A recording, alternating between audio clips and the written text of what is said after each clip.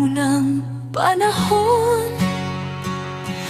mayroong isang lupain masagana, subalit sa lahat ang mga mamamayan, may isang bayang binasbasan ng bansag na kasarilan. Ngunit ang mga tao ay bihag ng tanika lang sa utak at sa pagkatao. Nakapalibot ang sagot na aking tinutukoy ay Pilipinas, ang bansang ating sinilangan, tahanan at dapat na iginagalang.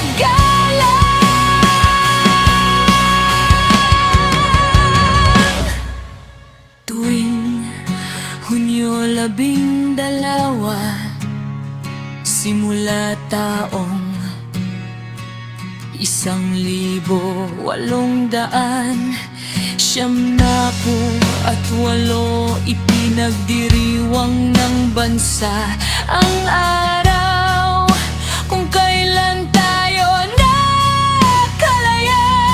Mapupuno ang mga daan ng mga makukulay at teglagang dekorasyon na idinideklarang pagtayo sa sariling panang Pilipinas at sari-saring makabayang post sa social media, sa kahit na anong plataporma ang bida. Ngunit tumingin ka sa paligid, may kasarinlan ka bang nakikita? Malaya na nga ba ang Pilipinas? At higit na mahalaga, malaya ka na rin ba, Pilipinas?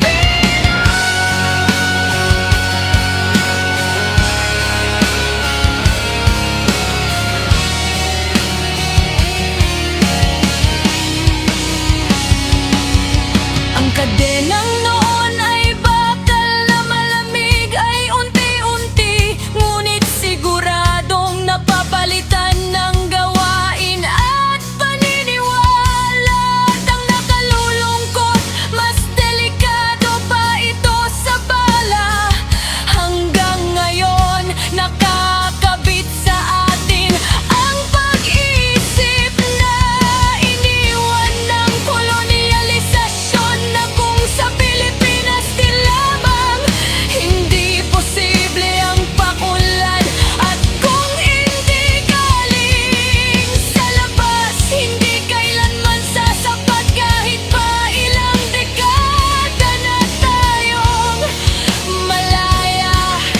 Marami sa atin ang gumagastos ng ilang daang piso para sa mga produkto na panmumukhain tayong hawig tagamit kong bansa.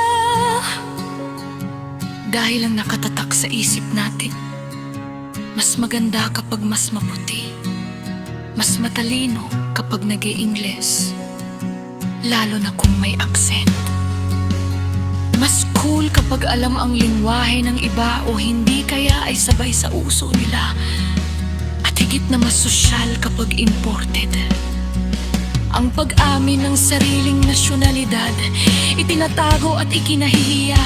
Kahit wika na ipinaglaban gamit ang dugo at buhay para sa pagkakakilanlan iniba. Kinakalimutan ang masaklap para sa ating aminin man natin o hindi. Ayos lang iyo. Kung hindi mismo mga Pilipino ang nagbaba sa moral ng sarili nating lipi, tayo mismo walang tiwala sa kakayahan at ganda na natural sa ating lahi. Maaaring sa puntong ito, sinisimulan na nating sisihin ang mga pangyayari sa kasaysayan.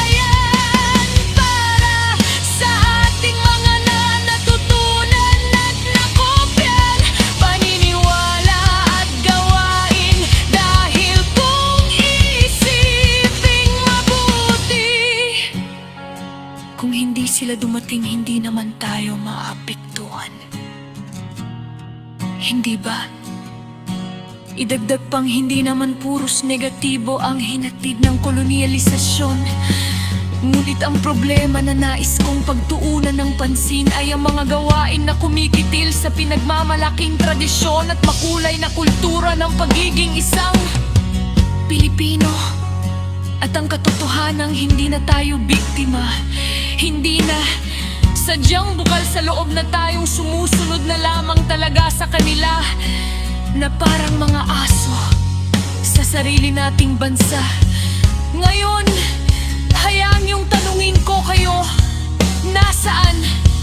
Nasaan ang mga kabataang inaasahan ng bayan bilang pag-asa kinabukasan? Ang sagot nandito sa Pilipinas, pilit na inaalam kung paano lalo magmumukhang kagaibang lahi.